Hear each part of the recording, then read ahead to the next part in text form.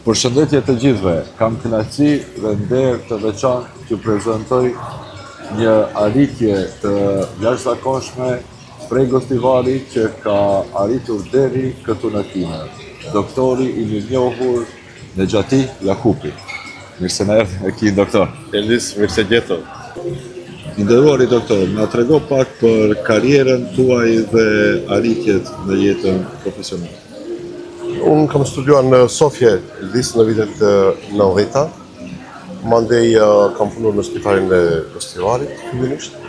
Dhe mandej kam bërë specializimin e kirurgjisë përgjithshme dhe kirurgjisë torakale në Shkup, ku jam edhe i punësuar gati se 20 vjet në qendrën klinike në Tereza.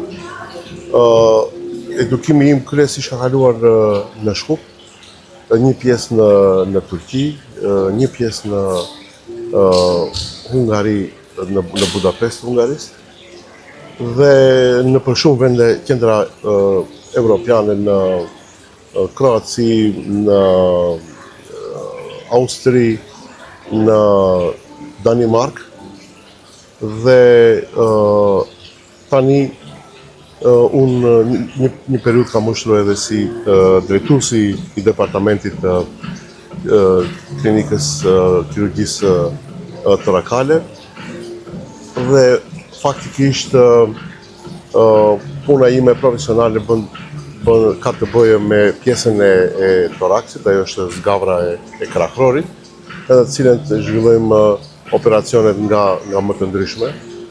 Falë edukimeve dhe zhvillimit të vazhdueshëm që kam bërë unë me kolegët e mi dhe me profesorët e mi, me edukatorët e mi, kam arritur që të bëj edhe operacione nga më të ndërlikuarat edhe në Shkup. Por ja që tani mu dha rasti që të vi edhe këtu në Kinë, në Shangaj, në spitalin Chest Hospital, për të vazhduar edukimin tim. Por pse pikërisht në kirurgjinë torakale? Çfarë ju shtyni të vendosni specifikisht në këtë? Po, kirurgjia torakale është një kirurgji më e ngushtë, është një patologji e rëndë, nuk ka në fillimet e mia unë kam filluar nuk ka patur shumë specialist. Jam bashkë me një koleg tjetër, jemi dy shqiptarët e parë, të cilët e kemi specializuar dhe ushtru këtë specializim në Republikën e Maqedonisë së Veriut, por edhe më gjerë në rajon, në Kosovë, edhe në Shqipëri, flas për tokat tona, hapësirat tona, dhe ja kemi arritur të them që të aftësohemi në nivelin e duhur, në nivelin e pritshmërive. Unë ka qenë dëshira ime, motivimi im primar ka qenë motivuar që nga studimet, por masandej shtytës i nxitësi kryesor të kenë profesori im Zoran Spirovski, i cili edhe është një ndër shkaktarët dhe njeriu më me merit që më ka mundsuar që të bëhem kirurg torakal dhe të bëj disa këto arritje.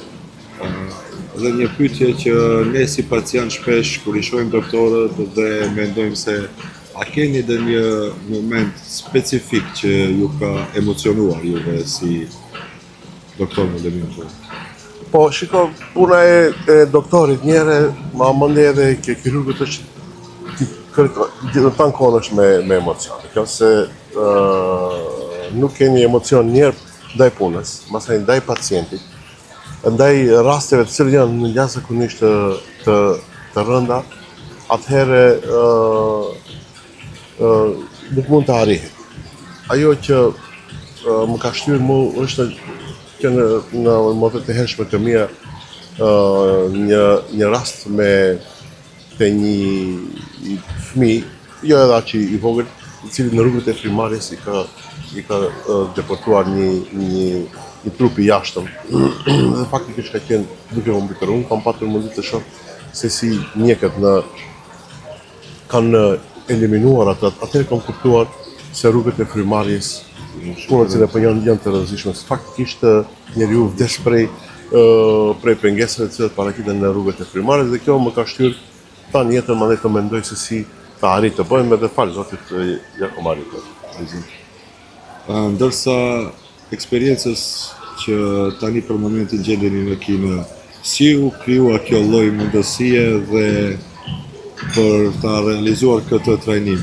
Cili spital edhe një herë emri në spitali dhe si lindi ideja e kësaj? Po, shiko, për doktorët, kirurgët, torakal është ëndër të vjetë në Kinë. Unë kam këtë ëndër, kam moqme, pre para më shumë se 10 viteve, por nuk që si thënë kësmet, dhe tani falë profesorit Jean Gulli, i cili është për momentin njëri prej kirurgëve më të mëdhenj botëror në këtë lëvizje, i cili bën numrin më të madh të operacioneve në lëmin e kirurgjisë torakale dhe ai që është më e rëndësi në kirurgjinë robotike. Unë profesorin Jean Gulli e kam takuar nëpërmjet profesorit tim, edukatorit tim shumë të rëndësishëm, cilët jemi punojmë gati se 10 vite bashkë, profesori Hasan Fevzi Batirel nga Stambolli, dhe në një trajnim, në një edukim në muajin prill u takuam në Stamboll, edhe unë njoftova me profesorin edhe në një farë mënyrë ju drejtova ka mundësi që unë të vi të vizitoj, ai më njëherë ma ofroi këtë ftesë, ma bëri dhe unë e jap. Që Zotit erdha këtu, mes tjerash takova edhe ty, që është një kënaqësi, për një historie e veçantë, që duhet të diskutojmë. Dhe jam në spitalin Shanghai Chest Hospital. Në Shanghai ka 2 spitale, është Shanghai Pulmonary Hospital dhe Shanghai Chest Hospital, që cilët merren me këtë çështje, me sëmundjet e krahërorit e mushkërive dhe të ezofagit. Ajo që është më e rëndësishme se ky spital vitin e kaluar ka bën numrin më të madh të operacioneve në botë, 50.000 operacione. 50.000 operacione në vit. Në vit. Për të ilustruar, ne Ballkani bëjmë në vit 1.000 operacione. Do të thënë hapësirat e ish Jugosllavisë, Bullgaria edhe Shqipëria bëjmë në vit 1.000 operacione, ndërsa këtu vetëm në këtë spital bëjnë 50.000 operacione në vit. Edhe ajo që është hala më interesante edhe risi është se ky spital për këtë vit mban vendin e parë me operacionet robotike. Kjo është një metodë e cila është në rritje sipër çdo vit e më shumë. Unë kam patur rastet e para të operacionit të shohë në Stamboll para 2 viteve, mirë po tani kjo ka arritur, kirurgjia robotike ka arritur faktikisht majat e zhvillimit. Më falë, doktor Berpo, kjo lloj i trajnimit në kirurgjinë robotike, me atë tradicionale, ne siç jemi mësuar, çfarë është dallimi kësaj? Po, dallimi është se instrumentet ekipi i vendosën në krahërorin e pacientit dhe mandej i tërë operacionit bëhet nga një pult. Hirurgu nuk rrin pranë pacientit, por prej pultit, prej vendit ku është vendosur i tërë sistemi i robotit, te baza e robotit, dhe prej atje nëpërmjet manipulacioneve kontrollon dhe kryen operacionin. Sa për ilustrim, para disa javëve u bë operacioni i parë në Romë, po në Romë, prej Shanghai në Romë faktikisht u bë operacioni, mundsohet me këtë. Normal, atje ka ekip ka edhe në vendin ku kirurgu bën, po edhe atje pranë pacientit, që e mbikëqyrën dhe normalisht asiston, por këto operacionet më tani mund të realizohen. Si është shihni dhe të mësoni një teknologji kaq të avancuar në një shtet të huaj, si në Kinë, me një kulturë dhe një sistem totalisht ndryshe për asaj që ne jetojmë? Po, shikoni, ne faktikisht Kina moti është pioner e inovacionit në mjekësi.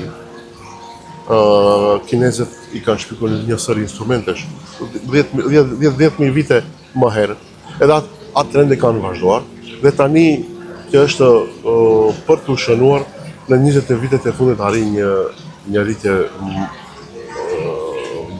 supersonike për shkak të numrit të madh të popullatës normalisht. Ku ka numër të madh popullatës, ka edhe numër të madh edhe pacientëve të SMU, edhe numri i intervenimeve është i madh, numri i ekipeve është më të mëdha. Normalisht mundësitë financiare të Kinës vitet e fundit kanë arritur kapitali të bëhet akumullim të kapitalit dhe ku ka kapitali zhvillohet edhe teknika. Me zhvillimin e teknikës zhvillohen edhe mundësitë edhe përsosmëria. Dhe faktikisht Kina e mban këtë trend, por jo vetëm që e mban, por tani është bërë edhe lider. Edhe një pyetje interesante. Gjatë kësaj eksperiencë a keni hasur në vështirësi me gjuhën, me bashkëbisedimin, domethënë si? Po shiko, unë pritja se do kem vështirësi më të mëdha. Profesori dhe ekipi i tij do të gjithë flasin edhe anglisht, që është shumë e rëndësishme, fillimi në mënyrë bazike. Mandej aplikacionet e ndryshme në smartphone ka aplikacione të ndryshme të cilat drejt për drejt mundsojnë përkthimin nga kinezisht në anglisht dhe në anglisht në kinezisht, kështu që drejt të them nuk kam pasur shumë në vështirësi, aq më tepër që kyt kam pas një pjesë më të madhe të kohës pranë, edhe këto bariera mi ke vlerësuar që në fillim. Pjesa e kinezëve këtua janë mikpritës ose si ju? Jashtëzakonisht, po. Jashtëzakonisht shumë mikpritës. Përshtypje, kjo në intereson çfarë përshtypje ju ka lënë juve personalisht? Normalisht unë kam vështirësi se tu sjellej se nga vim ne jemi vend i vogël edhe kur do them se jemi aq sa jemi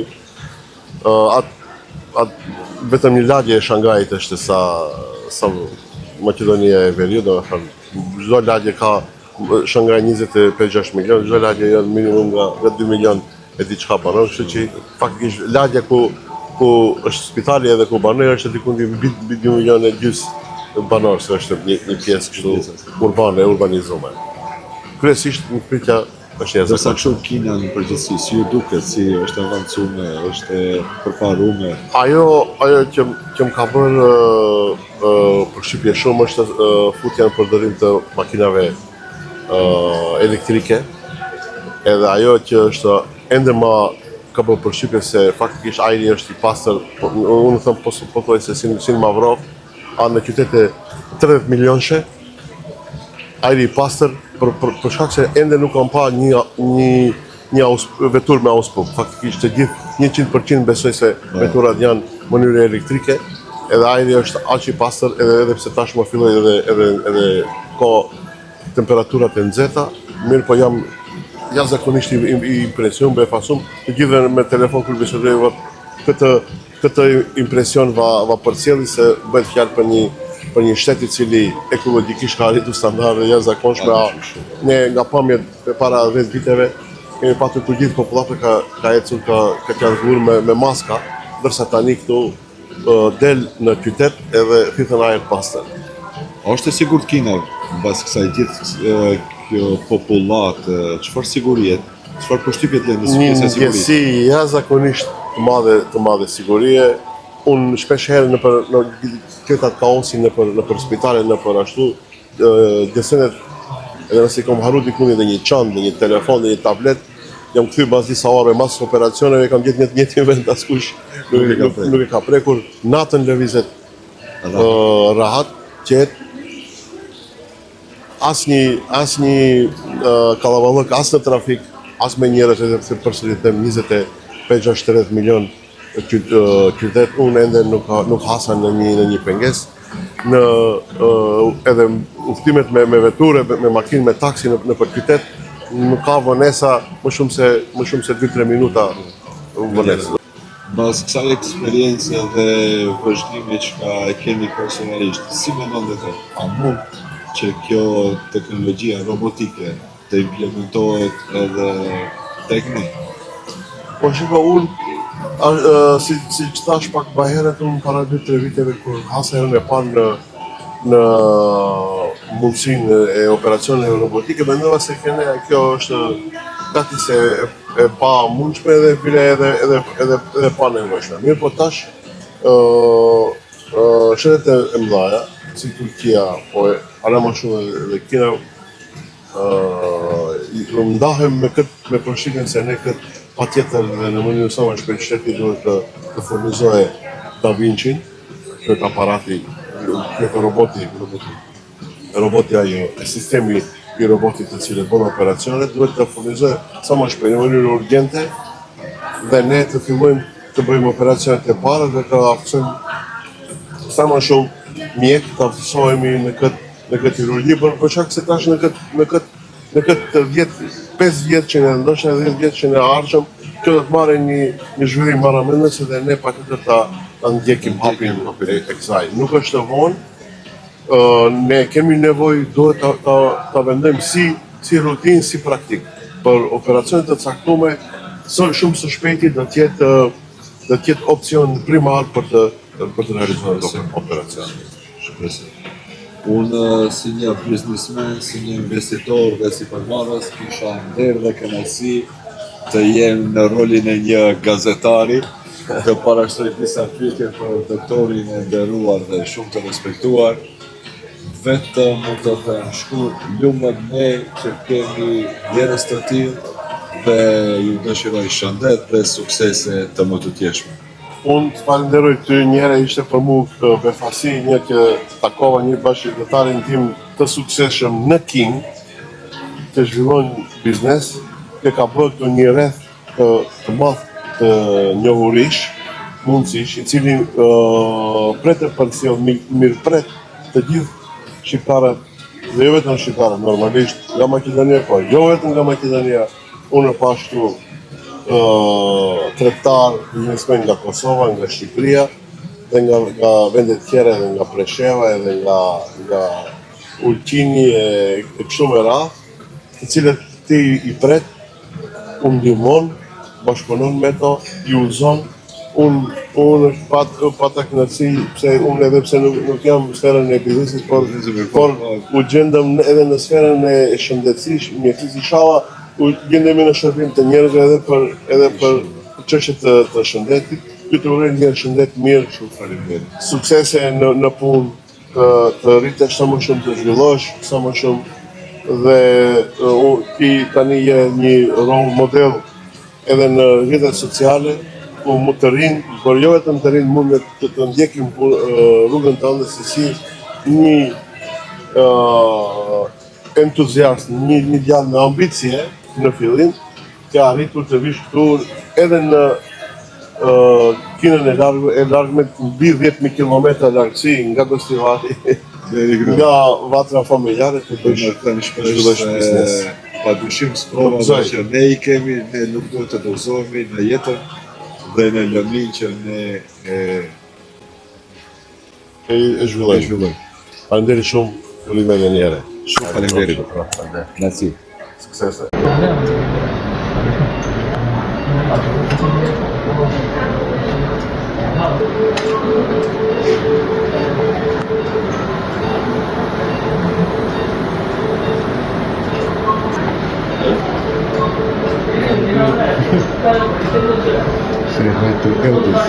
Eldis.